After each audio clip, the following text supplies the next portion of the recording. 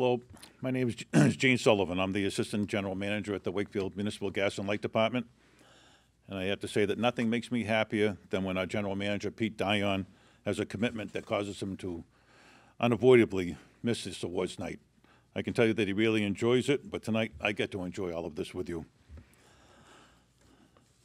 I want to welcome you to the WMGLD Energy Conservation Essay Contest Awards Ceremony held right now at the WCAT studios. This is our 11th year sponsoring this contest. We have continued to get well-written, creative, thinking essays that show us year by year increasing knowledge and growing concern for our energy future. 11 years ago, we were discussing things like solar power and wind power as future possibilities. They are not only here today, but they are also growing by leaps and bounds, and the cost of them is dropping by the same margin.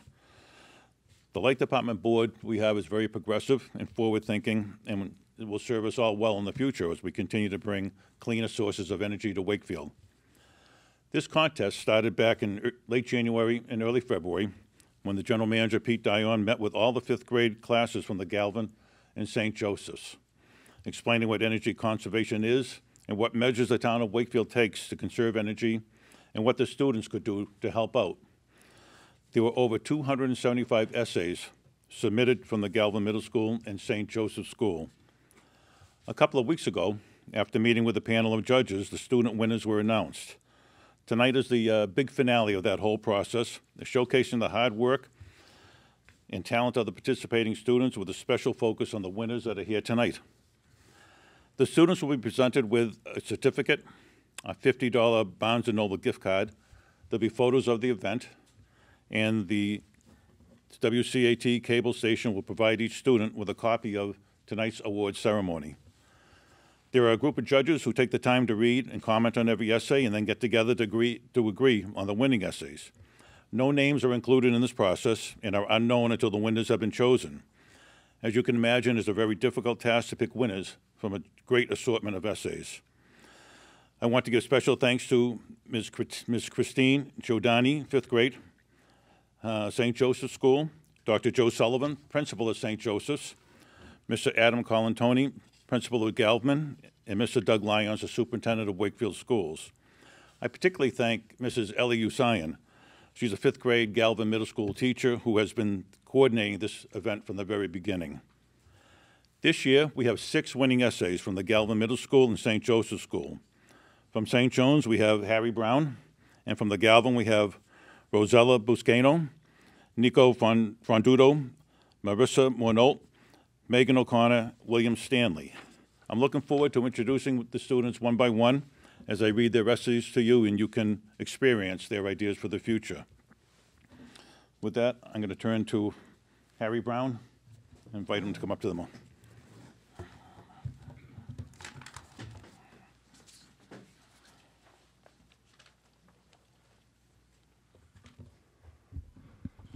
The vacation, Henry renewed Lossiemouth.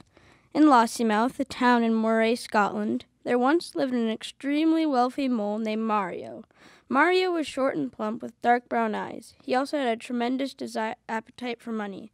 He poorly governed the gloomy town. Mario hadn't even the slightest concern for pollution. He desired nothing other than money and gold.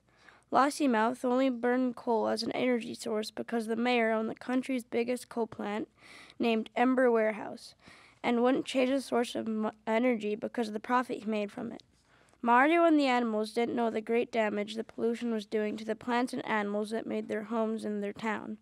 The animals had a habit of littering, and what made matters worse, the coastline was littered with rusty tin cans tangled in slimy, lush seaweed and bags of chips on the grayish rolling waves stuck with barnacles that grasped the edges of the crumpled pouches. The ocean wasn't the only place where people decided to drop unwanted wrappers.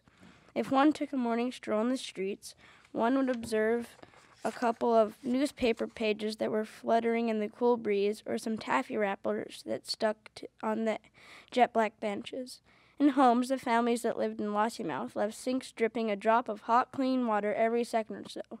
Additionally, they would leave refrigerators open, just idly staring in them looking for a morsel to nibble on while they watched a movie. But even more commonly, they left the lights on that illuminate the wasteful habits of the society in the dark midnight sky.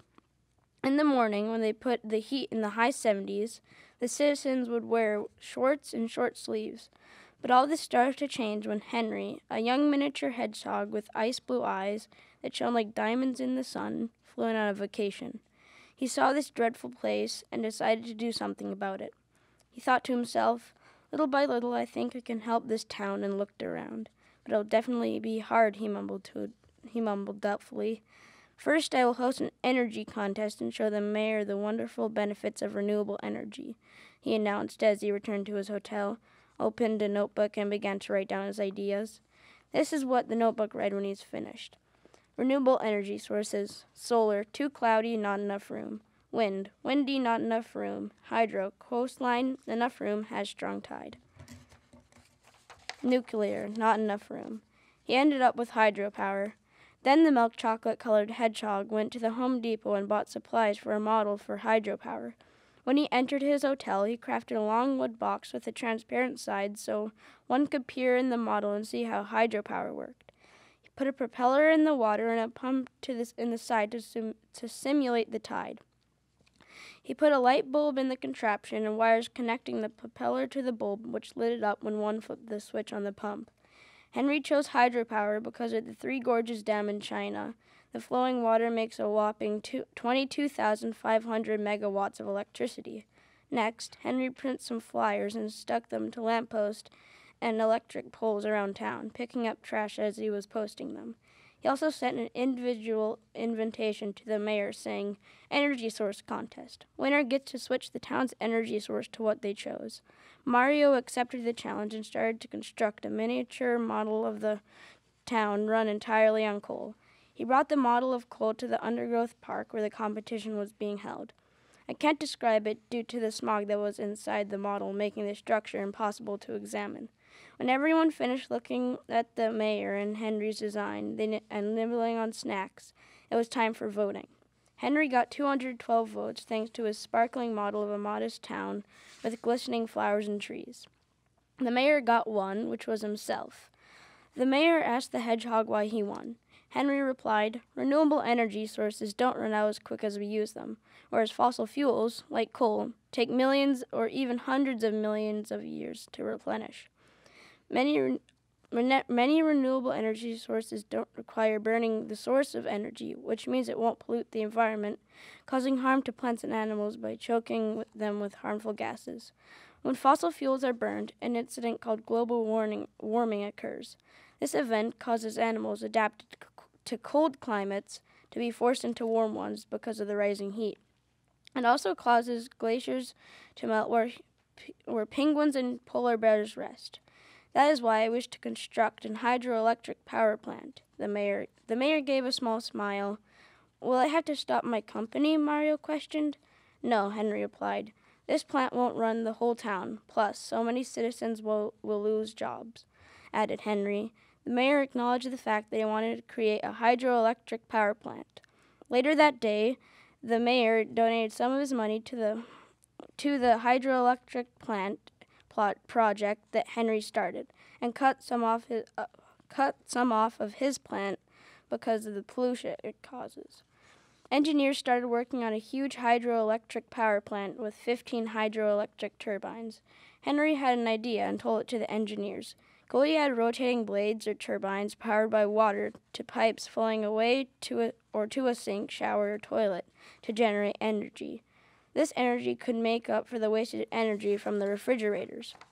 The engineers liked the idea and installed hydroelectric generators and pipes spun by the flow of water the citizens use. A group of small animals in the crowd wondered how they could save energy and asked Henry how to save energy. Henry replied, "You can wear your sweatshirt and turn the heat down. You should also know that you want what you want before you open the refrigerator, or else it'll let the cold out and the refrigerator will have to cool down again. When it is a sunny day and cold outside, open the blinds to let the light and warmth in and keep the cold out. Even leaving a faucet dripping wastes energy." "How?" the prickle of hedgehogs asked. "Well, cleaning the water uses electricity, and heating it also uses energy," Henry said. Why is there trash on the road and sea? A flock of ducklings questioned Henry. People litter and don't know the effect on the environment is. Seabirds can get plastic rings stuck on their neck and be strangled, or can even get their neck cut, Henry said. We should really wait to find a trash bin, said Humphrey the hog, or a recycling bin, said Douglas the puppy. Yes, recycling is a great way of reusing old items such as plastic and glass bottles, paper, cardboard, tin cans, and even some food scraps. With recycling, you can make new glass bottles, paper, and even clothing, Henry claimed as he brushed off pebbles off a nearby rock and sat down on it. Clothing? Wondered the animals. Yes, clothing. Plastic is melted and pushed through tiny openings in a strainer-type contraption and turns it into string. The string is woven and brushed to make it fluffy, added Henry, and adjusted his position. Food scraps such as fruit and vegetable scraps, coffee grounds and filters, rice, eggshells, paper napkins, and paper towels can be composted. Composting is layers of food scraps and dirt piled in a container, and the bugs in the dirt start fertilizing the soil. Next, you stir it and add water, and eventually you will have compost, announced Henry. That is so cool, the Parliament of Owls remarked. Then Henry departed from the pups and went to his colorful Satisfactory hotel. Lossiemouth School started a club called the Green Team, which researched how to change their habit of littering and conserving energy. The animals in the club told their friends and family, who told theirs. They recycled and waited for trash cans to throw away old wrappers. The town was as clean as a drop of water shining in the sun. After the switch to hydropower, the town started to have cleaner air and crystal clear frosty water. Also, their windows, which used to be sludged with char and grime from the coal plant, were glistening. Henry was sad to leave Lossiemouth because of the wonderful animals and beaches. He spent the whole drab plane ride back to his house, thinking of the changes he had made to Lossiemouth with the help of some new friends.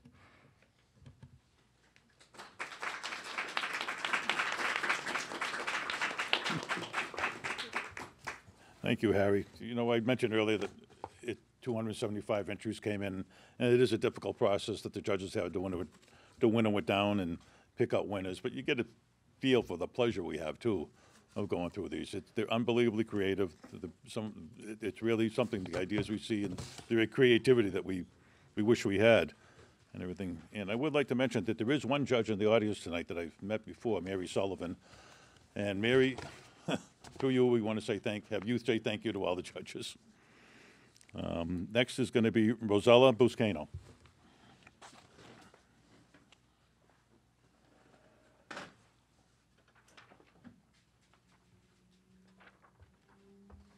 Hi, this is my Light Department essay. I strongly believe that global warming and pollution are real problems. Global warming has been recognized as a problem for a few decades. When trash gets burnt, fossil pollution starts global warming. Also, there has been reports that animals have died because trash was in their environment. I have created a new solution that will lessen these problems. My solution is plastic and styrofoam roads.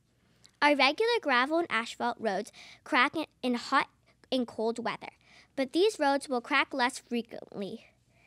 The way my invention works is by collecting plastic and styrofoam that you deliver in a bin at your city hall.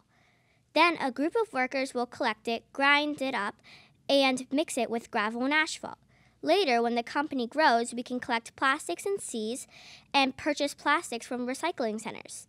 Because plastic is less expensive than gravel and asphalt, the roads will be a lot less expensive. This invention will recycle plastics and styrofoam to materials that are not recycled enough, and also provide communities with roads that could deal with weather changes a lot better. Also, a guy named Toby McCarthy is currently doing something like this in Scotland.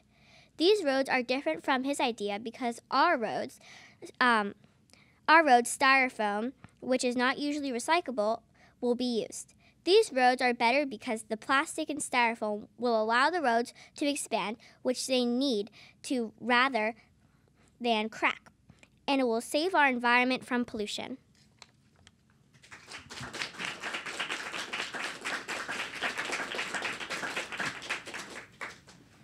Thank you, Rosella.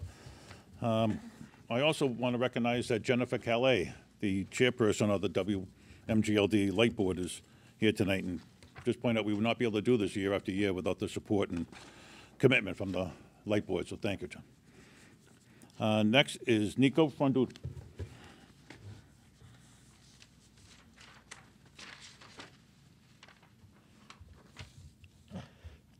So, I had to come up with an invention that conserves energy, and my idea, called the solar-powered backpack, is perfect. It has solar panels on the back of the backpack with chargers connected to it. So, you can charge your phone, iPad, Chromebook, or anything that requires a charger. For example, you have to wear a backpack to school. And if your phone's dead, you could put your phone on the charger, so then while you're walking to school, you can have your phone charging. Put the charger on your electric device, and you can go off to school. You can also get it in different colors, sizes, and designs. It will save a lot of electricity and money. You might be asking how my invention would work. Well, it's solar panels on the outside of the backpack. It also has 2 chargers on it, so you can charge 2 things at once. There's one bad part about it, though. You can only wear it when the sun is out, but also you can charge it at home. This backpack will almost work 100% of the time. And here's why. The only time it won't work is when the sun isn't out. But my invention is realistic because all the parts on it are real and already made. Solar panels are on the back, and solar panels are real, and sometimes they're on the roof of a house. Also, chargers work very well too, because you can put it in outlet at your house. Also, in conclusion, my backpack is fashionable, you can wear it to school, and it's super efficient.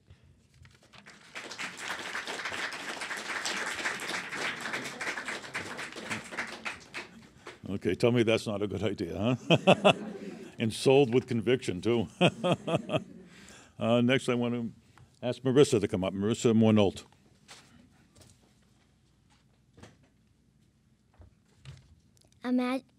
Imagine a time where we wouldn't have to salt or plow the city streets. Salt causes environmental damage by killing grass and other vegetation. It also causes damage to our roads. Snowplows are costly to maintain, and they can damage the city roads. Did you know that most of the potholes in Wakefield are made up by the snowplows? Also, it's made out of chemicals that can make dogs have burning pains, and dogs can get dried crack pads. If they eat salt, they can get dehydrated very quickly. My invention is a solar-powered heated street. To make this work properly, the solar panels would be built into the pavement and soak up energy from the sun all day, every day. This is necessary because it will not work without the sun. Solar-powered heated street would eliminate the need for plowed trucks and sanders without using the trucks as much. That leads to less gas being used. It will also eliminate trucks on the road repairing potholes that are caused from the sanders and the plowed trucks. I think my invention is realistic, but not without some challenges along the way. We have to make sure that we produce these panels in the most cost-effective way possible. These panels will also reduce the need to repave the streets every couple of years. My invention will work for one main reason. The sun will always be there most of the time to power the solar panels.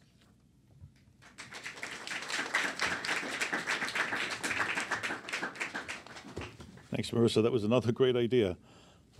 Next, Megan O'Connor.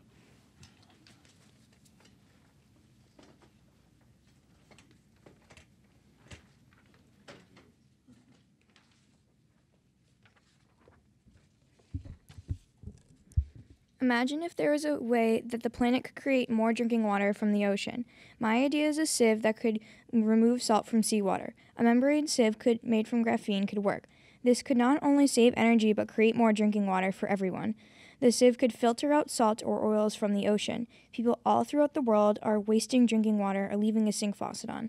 But if there was more drinking water, it would create more water for people who cannot afford it. Also, it will give a new opportunity to make more clean water for animals and humans. If this idea works, we could create a way to transport all of the new clean water to an area to be shipped to a BPA-free bottle-making company. We wouldn't want more water bottles that could do even more damage to this planet. This idea also conserves energy because it is saving water, which is a major use of energy. In order for this water purification idea to work, there needs to be money and people invested in the concept. There would be a lot of research involved, but could slowly start to save our planet. Energy is running low, and this could save it. It could be realistic if there were enough researchers and materials to do it, but it could all end in us having more water and energy, which is the most important part.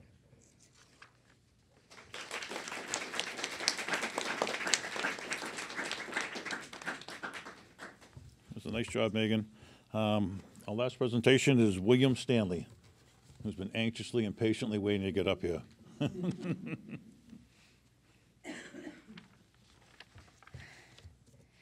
The new invention that I have come up with is a nitrogen-run fridge. It only runs on nitrogen, and you only need a little bit each day since nitrogen is so cold. Nitrogen is naturally occurring element that we have a good source and we do not run out. People will need to build a refrigerator that walls either fill up with liquid nitrogen or a refrigerator that will keep the gas form of nitrogen in.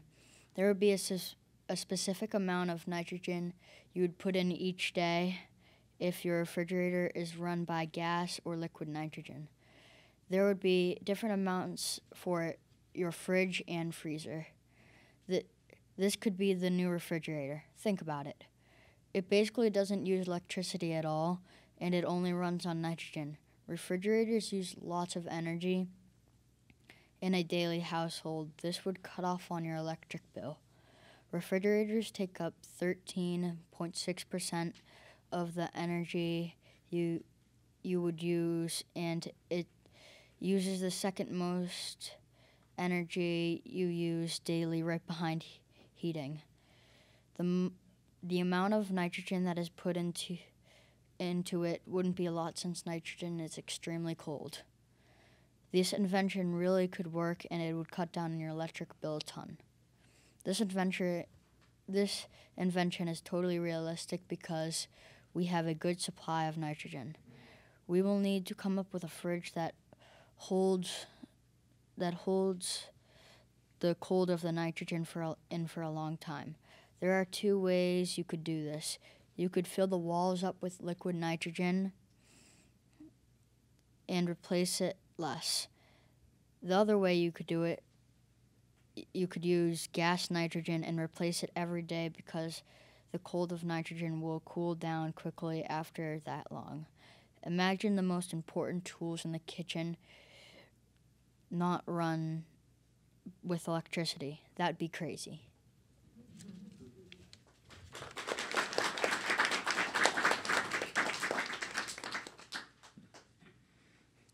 Wish I paid more attention in chemistry growing up. We said earlier, we all are amazed by the ideas that everybody comes up with, and the enthusiasm and the awareness that they have of the environment and the changes that we need to make and how we get energy, and, this is the future of that. And I'm also always amazed at the presence of mind, the poise, the ability to get up here and express something at 5th grade. It's just, I don't understand it from my experience back in 5th grade. I think that's a difficult thing. I mean, they're not just doing it in front of you. I mean, this is different here. I mean, these are bright lights, they know there's a TV. They show a lot of poise, and they should be congratulated for that. I will not close this presentation without acknowledging and saying thank you to the Galvin Middle School and St. Joseph's teachers. Their support over the years has made a huge difference and made this program the success that it has become. And thank you to the parents. Your encouragement and support of your children is a cornerstone of this project. You are right to be very proud of the children who participated. It kind of reflects the values that you have at home, and it prepares them to be strong contributors to society in the future.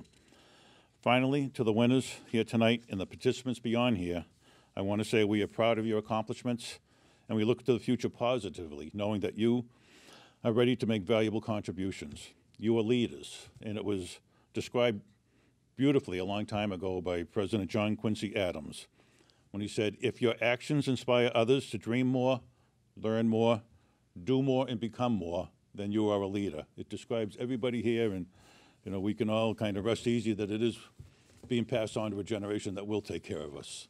Thank you for attending. Thank you to all the participants here.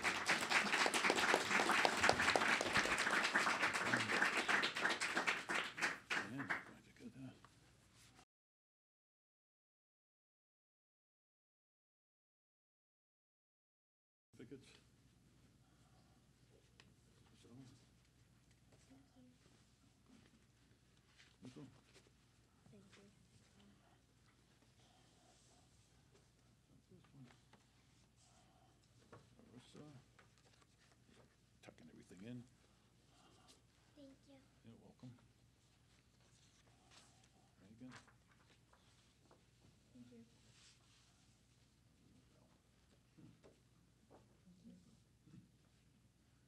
All right, thank you. We're going to take pictures again. We're going to do, and we have snacks.